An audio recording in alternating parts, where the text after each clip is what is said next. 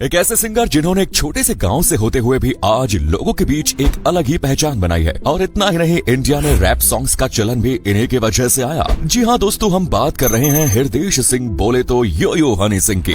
आज के इस वीडियो में हम जानेंगे यो-यो हनी सिंह की फुल लाइफ स्टोरी, कहाँ हुआ था जन्म और उन्होंने कहाँ तक पढ़ाई की, इन्हें गाना बनाने का आइडिया कहाँ से आया और इनका पहला गाना कौन सा है, इन्हें अपने करियर में अब तक कितनी मुसीबतों का सामना करना पड़ा, सब कुछ। अगर आप भी जानना चाहते हैं इन सभी सवालों के जवाब तो कहीं मत जाइए और वीडियो में बने रहिए। दोस्तों, एक समय था जब यो-यो हनी सिंह को कोई भी अपनी मूवी में सॉन्ग्स देने के लिए तैयार नहीं था, लेकिन आज का वक्त ऐसा है कि जब भी कहीं गाने की बात आती है तो सबसे पहले जुबान पर सिर्फ यो-यो हनी सिंह का ही नाम आता है। इतना ही नहीं, आज कहीं शादी पार्टी होती है तो वहाँ अगर यो-यो हनी सिंह के गाने ना बजाएं तो वो पार्टी नहीं लगती। अब दोस्तों, ये तो रही यो-यो हनी सिंह की आज की बातें। चलिए अब जानते हैं इनकी कहानी शुरुआत से। यो-यो हनी सिंह का जन्म हुआ 1983 को पंजाब के होशियारपुर नाम के एक गांव में सिख परिवार में। आपको बता दें कि यो-यो हनी सिंह का असली नाम नहीं है, बल्कि ये तो इनका निकनेम है। बात करें इनके असली नाम की तो इनका असली नाम है हृदेश सिंह। वही बात करें इनके पिता की तो इनके पिता का नाम है सरदार सरबजीत सिंह और इनकी माँ का नाम है भूपिंदर कौर। हनी सिंह ने अपनी स्कूली पढ़ाई दिल्ली के गुरु नानक पब्लिक स्कूल से की। दरअसल इनके जन्म के कुछ समय के बाद ही इनकी पूरी फैमिली पंजाब से दिल्ली शिफ्ट हो गई, जिस वजह से उन्होंने अपनी स्कूली पढ़ाई दिल्ली से ही की। दोस्तों, हनी सिंह का बचपन वैसे तो एक नॉर्मल बच्चे की तरह ही गुजरा, यानी खाना, खेलना और सोना। लेकिन एक बार जब हनी सिंह के पापा के एक दोस्त उनके घर आए तो वो इनके घर आकर AR रहमान के गाने सुनने लगे। तभी हनी सिंह भी उधर आ गए। उनके पिता के दोस्त ने उन्हें भी AR रहमान के कुछ गाने सुनाए। हालांकि ये गाने तमिल में थे, जिस वजह से हनी सिंह को गाने के लिरिक्स तो समझ में नहीं आए, लेकिन उन्हें उन सभी गानों का म्यूजिक बहुत ज्यादा पसंद आया। उन्हें ये गाने सुनकर अंदर से महसूस हुआ कि शायद मैं एक सिंगर बनने के लिए ही पैदा हुआ हूँ, क्योंकि उनके मन में उस समय सिंगर बनने की बहुत इच्छा हो रही थी और उन्होंने सोच भी लिया था कि अब तो मैं सिंगर बन के ही रहूंगा। कहने को तब उनकी उम्र सिर्फ 12 साल की थी।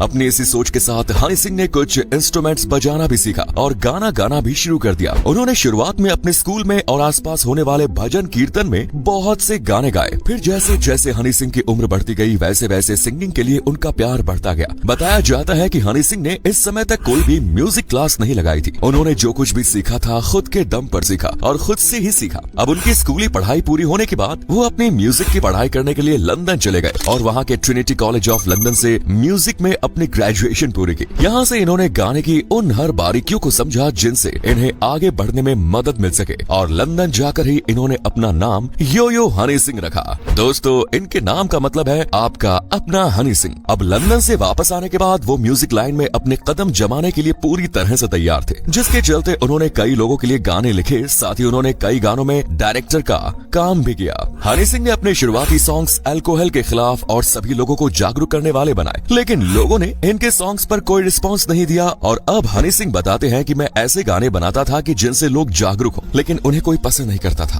तभी किसी ने उन्हें सलाह दी कि भाई तुम अपनी पसंद के गाने मत बनाओ, बल्कि कुछ ऐसा बनाओ जो लोग पसंद करें। फिर हनी सिंह ने इस विषय में बहुत सोचा और तभी उन्हें आइडिया आया कि अब मैं इंडियन गानों को हिप हॉप के साथ मिक्स करके गाने बनाऊंगा, जिसके चलते उन्होंने बहुत से ऐसे गाने लिखे जिनमें इंडियन सॉन्ग्स के साथ साथ हिप हॉप की भी झलक थी। पर जब उन्होंने इन सॉन्ग्स को बनाने के लिए म्यूजिक प्रोडक्शन से बात की तो म्यूजिक प्रोडक्शन वालों ने उनके इन गानों को लेने से साफ इनकार कर दिया, जिसकी वजह ये थी कि उनसे पहले कभी ऐसे गाने आए ही नहीं थे। इसीलिए इन गानों के पसंद किए जाने के चांसेस बहुत कम थे। फिर सन 2005 में हनी सिंह एक स्टूडियो में गए, जहां पर उनकी मुलाकात अशोक मस्ती से हुई। और जब अशोक मस्ती ने हनी सिंह से पूछा कि तुम क्या करते हो, तो हनी सिंह ने कहा कि मैं एक सिंगर हूँ। इस बात पर अशोक मस्ती ने कहा कि हमें भी कुछ गाकर सुना दो। कि तभी हनी सिंह ने अपने ग्लासी सॉन्ग की कुछ लाइंस सुनाई, लेकिन उस वक्त अशोक मस्ती को उनका ये गाना पसंद नहीं आया। इसके कुछ महीनों बाद अशोक मस्ती ने हनी सिंह को अपने पास बुलाया और उन्हें बताया कि तुमने पहले जो गाना गाया था वो हमारे डायरेक्टर के बेटे को बहुत पसंद आया है और वो तुम्हारे साथ काम भी करना चाहते हैं। इसके बाद अशोक मस्ती और हनी सिंह ने मिलकर ग्लासी सॉन्ग को गाया। इस सॉन्ग पर लोगों ने काफी अच्छा रिस्पॉन्स दिया। दोस्तों, अशोक मस्ती बताते हैं कि इस सॉन्ग के दौरान हनी सिंह बहुत जल्दी हाँफ रहे थे, तो उन्होंने हनी सिंह को पानी पीने के लिए बोला। तभी हनी सिंह ने बताया कि मैं पानी नहीं पीता, मैंने पिछले 6 सालों से पानी नहीं पिया, मैं सिर्फ कोक पीता हूँ। उस समय भले ही अशोक ने हनी सिंह को कोक पिलाई, लेकिन इसके बाद से उन्होंने हनी सिंह को कहा कि तुम्हें पानी पीना चाहिए, क्योंकि ये कोक जैसी चीजें हमारे शरीर को खराब करती है।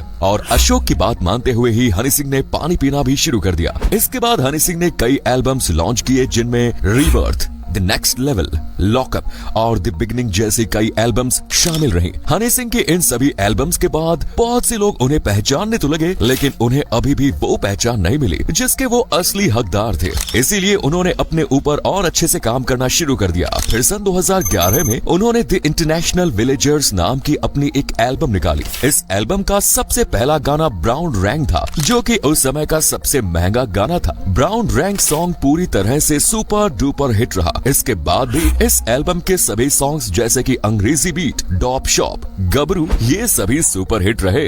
इस एक ही एल्बम ने हनी सिंह को यूथ का हीरो बना दिया। अब लोग न सिर्फ उनके गानों को बल्कि लोग इनके फैशन को भी काफी पसंद करने लगे। अब चाहे कहीं भी पार्टी हो या शादी, सभी जगह हनी सिंह के गाने सुने जाने लगे, जिसके चलते अब हनी सिंह की मांग बॉलीवुड सॉन्ग्स में भी होने लगी। हनी सिंह ने कॉकटेल, सन ऑफ सरदार, खिलाड़ी 786, रेस 2, यारियां, भूतनाथ और चेन्नई एक्सप्रेस जैसी कई फिल्मों में अपने गाने दिए। सब कुछ अच्छा चल रहा था कि तभी हनी सिंह लोगों के बीच में से एकदम गायब हो गए, जिस वजह से उनके फैंस के मन में अलग अलग विचार आने लगे। लेकिन फिर 18 महीनों के बाद यानी सन 2016 में हनी सिंह ने वापसी की, लेकिन दोबारा से वो कुछ दिनों तक गायब हो गए। फिर उन्होंने सन 2018 में सोनू की टीटू की स्वीटी मूवी में 2 जबरदस्त गाने दिए, और जब उनसे पूछा गया कि आप कहाँ गायब हो गए थे, तो हनी सिंह ने बताया कि मुझे बाइपोलर नाम की एक बीमारी हो गई थी, लेकिन अब मैं एकदम मस्त हूँ और इस बार आने के बाद से आज तक कहीं नहीं गए और अपने फैंस के लिए एक से एक बेहतरीन गाने देते गए, जिनमें मखना, मेलोडी रोजा,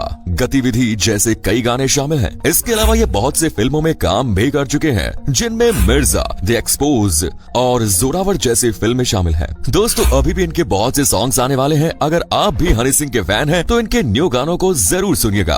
अब बात करते हैं हनी सिंह के अवार्ड्स के बारे में। इन्होंने अब तक बहुत से अवार्ड जीते हैं, जिनमें IIFA awards for best music director, Punjabi music most popular song of the year award, GIMA award for best pop song जैसे ढेरों अवार्ड्स हैं। बात करें हनी सिंह से जुड़ी कुछ कंट्रोवर्सीज के बारे में, तो उनमें सबसे पहले नंबर पर आता है इनके अल्कोहल वाले सॉन्ग की। दरअसल ये जब भी किसी सॉन्ग में अल्कोहल की बात करते हैं, तो इन पर बहुत से सवाल किए जाते हैं, लेकिन इनका सिर्फ एक ही जवाब है। ये कहते हैं कि जब तक सरकार हमारे भारत में अल्कोहल को बैन नहीं करती, तब तक मेरे गानों में अल्कोहल के लिरिक्स आते रहेंगे। और उनकी पर्सनल लाइफ को देखा जाए तो उन्होंने 2012 में शालिनी नाम की लड़की से शादी की। अब बात करते हैं नेटवर्थ की, तो 2023 में इनकी कुल नेटवर्थ है 205 करोड़ रुपए से भी ज्यादा। तो दोस्तों, आज की वीडियो में इतना ही। धन्यवाद। वीडियो पसंद आई तो लाइक करें, शेयर करें और पेज को फॉलो जरूर करें।